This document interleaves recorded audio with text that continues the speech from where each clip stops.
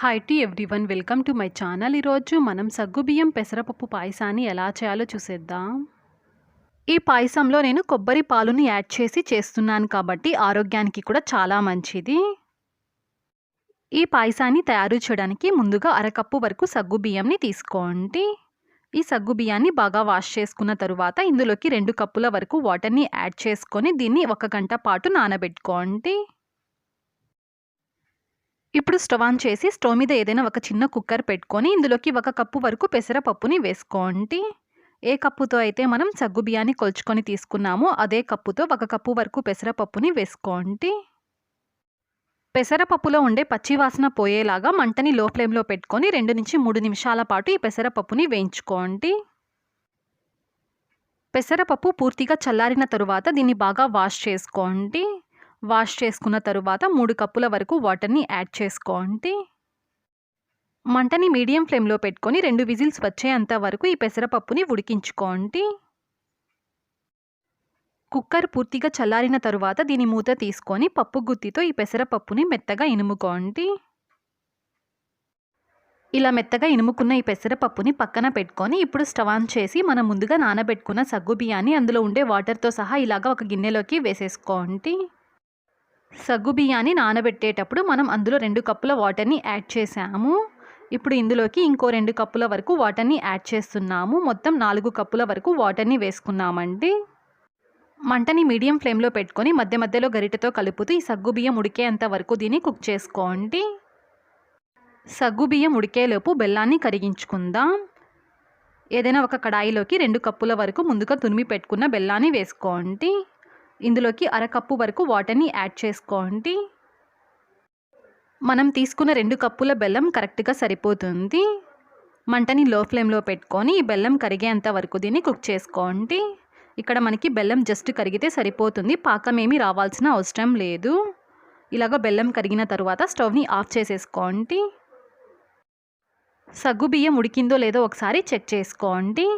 ఇక్కడ నాకు సగ్గుబియ్యం పర్ఫెక్ట్గా ఉడికింది. ఇలాగ సగ్గుబియ్యం ఉడికిన తరువాత మనం ముందుగా మెత్తగా ఇనిమి పెట్టుకున్న పెసరపప్పుని వేసేసుకోండి. మనం ముందుగా మెత్తగా ఇనిమి పెట్టుకున్న పెసరపప్పు మొత్తాన్ని వేసేసుకున్న తరువాత గరిటెతో ఒకసారి దీనంతా బాగా కలుపుకోండి. ఎక్కడ మనకి ఉండలు ఉండకూడదండి, అందుకనేసి 1 నిమిషం పాటు బాగా కలుపుకోండి. ఇలా బాగా కలుపుకున్న తరువాత మనం ముందుగా కరిగించి పెట్టుకున్న బెల్లాన్ని ఫిల్టర్ చేసుకొని వేసుకోండి. బెల్లంలో ఏమైనా నలకలు ఉంటాయి అనేసి ఈ విధంగా మనం ఫిల్టర్ చేసుకొని వేసుకుంటున్నాము. మనం వేసుకున్న ఈ బెల్లపు వాటర్ పాయసంలో బాగా కలిసేలాగా గరిటెతో 1 నిమిషం పాటు దీన్ని బాగా మిక్స్ చేసుకోండి. అప్పుడప్పుడు ఇలాగ పాయసం చేసుకొని తిన్నామంటే మన వంటలో ఉండే వేడిని బాగా తగ్గిస్తుందండి. బెల్లంని వేసుకున్న తరువాత మంటని లో ఫ్లేమ్లో పెట్టుకొని 2 నుంచి 3 నిమిషాల పాటు దీన్ని కుక్ చేసుకోండి. ఈలోపు మనం డ్రై ఫ్రూట్స్ని ఫ్రై చేసుకుందాం. ఏదైనా ఒక చిన్న కడాయిలోకి 2 లేదా 3 టేబుల్ స్పూన్ల వరకు నెయ్యిని వేసుకొని ఇందులోకి మనకి నచ్చిన డ్రై ఫ్రూట్స్ని వేసుకొని ఫ్రై చేసుకోవాలండి. ఇందులోకి నేను కొద్దిగా పచ్చి కొబ్బరి ముక్కల్ని వేసుకున్నాను. తరువాత ఇందులోకి కొద్దిగా బాదంని వేస్తున్నాను. మనం వేసుకున్న బాదం, పచ్చి కొబ్బరి కాస్త ఫ్రై అయిన తరువాత లాస్ట్లో కొద్దిగా ఎండు ద్రాక్షని వేసుకొని ఫ్రై చేసుకోండి.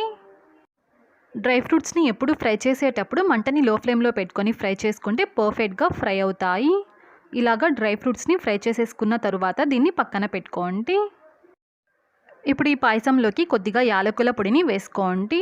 తరువాత 2 లేదా 3 టేబుల్ స్పూన్ల వరకు నెయ్యిని వేసుకోండి. తరువాత మనం ముందుగా ఫ్రై చేసి పెట్టుకున్న డ్రై ఫ్రూట్స్ని వేసేసుకోండి.